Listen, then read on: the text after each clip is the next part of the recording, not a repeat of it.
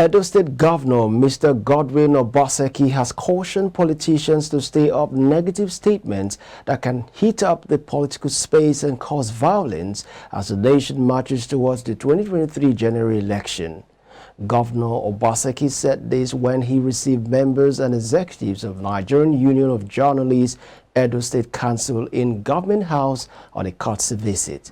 iBrandTV has details. Governor Godwin Obaseki called on journalists to play their roles as the watchdog of the society and lead a fruitful discussion, helping in elevating as well as fitting the conversation by focusing on the real issues. Chairman of the NUJ, Festus Alehe, commended the government for its transformation across the state through its various projects in Edo North, Central and South Senatorial districts, and said the Operation Light Up Edo, which the governor has embarked on, should be extended across the state. The election season is here. We are concerned because,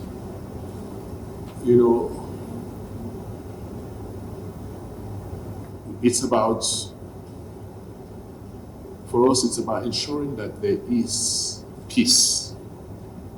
Because this will be the 7th elections in this republic, isn't it? And then many more elections will come. Okay? So we've got to understand that people have to moderate what they say and how they say things and how they act. One generation after, we must be evolving. By now, we should be evolving a much more obeying political culture. So you read the papers, you go online to some social media, the kind of language, it's like Nigeria must just come down. We must just burn. If this person doesn't get it, then Nigeria must just finish now. It doesn't work like that. It's not democracy. It's not even the spirit of democracy. And please, you have a role to play in, helping uplift and elevating the conversations, and so that we can just focus on the issues and all this, trading abuses, threatening, harassing people. I saw on video, it's unfortunate too. And when people who shouldn't say what they are saying speak, we should also step up and condemn them. When somebody who has managed the state, who has been a governor, goes out and begins to preach violence, there's no justification for that. Absolutely none. No excuse either. So I think you must please lend your voices that this election will come and go. There will be winners, there will be losers, but Nigeria will continue. iBrandTV reporting for iBrandTV News.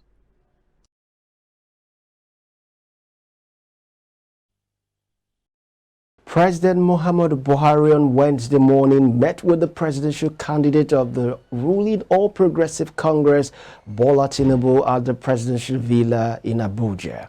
According to senior presidency's resources, the meeting, which was held at Buhari's official residence, explains his 40 minutes delay before arriving at the council chambers to chair this week's Federal Executive Council meeting.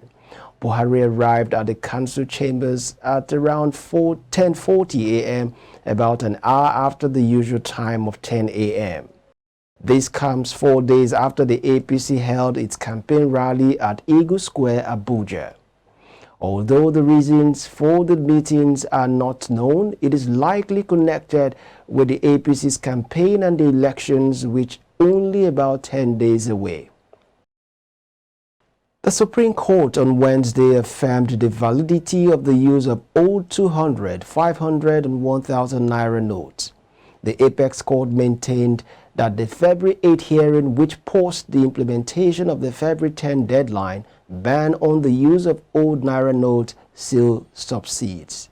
The clarification from the court followed a complaint by Abdul Hakim Mustafa, loyal to Kaduna, Kogi and Zamfara State respectively. A 7-man panel of the Supreme Court last Wednesday in a unanimous ruling granted an interim injunction restraining the federal government from implementing the Central Bank of Nigeria's February 10 deadline for the swapping of the old Naira notes with the new ones.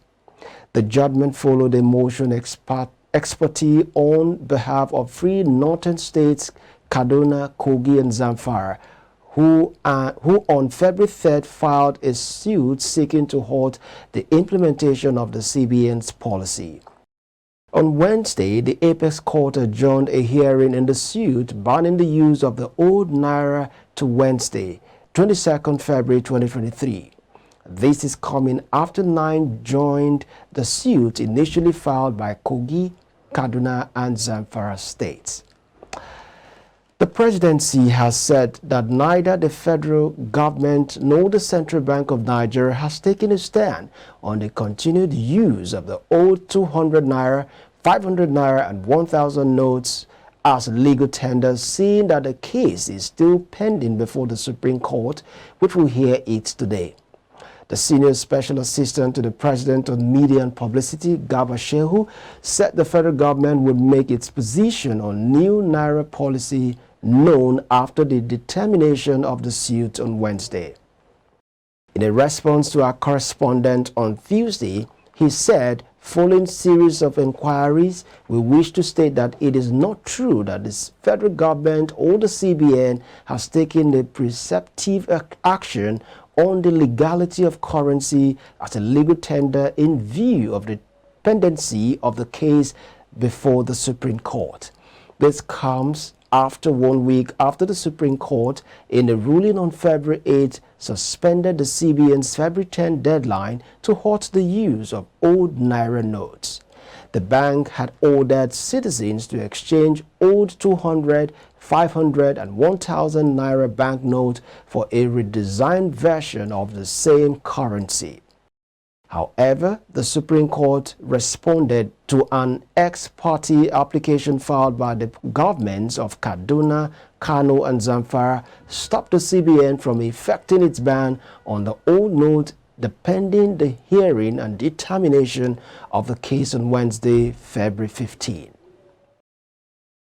A spokesperson for the Obaseki Presidential Campaign Council (PCC), Dele Farotimi, on Tuesday said the Southern and Middle Belt Leaders Forum joined the Labour Party to actualize the presidential ambition of the party's candidate Peter Obi.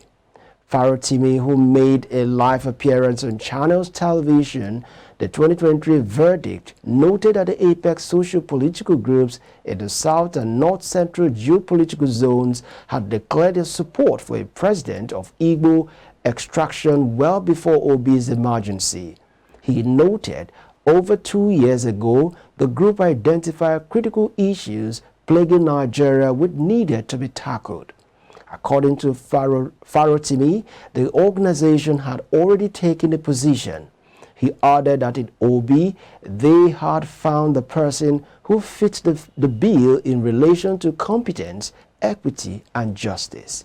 The human rights activist added that the Obi purportedly understanding the need to take another look at the country's governance and make it work for Nigerian people, the Southern and Middle Belt leaders collectively supported him. Some yet-to-be-identified persons have blocked the ever-busy Eliyeli Junction in the Ibadan Northwest local government area of Oyo State to protest the scarcity of fuel and new Naira notes. A similar protest rocked the city on Friday, February 3rd, where some hoodlums within the popular Araromi Spare Parts Gate took advantage of the protest and set ablaze a police station, stole the station's plasma TV, vandalized a branch of Wema Bank in the area, and looted some roadside shops.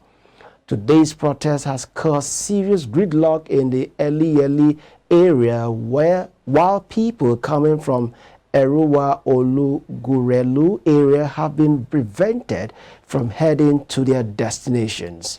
Checks reveal that motorists have been turning back while school children hurried home for fear of being attacked.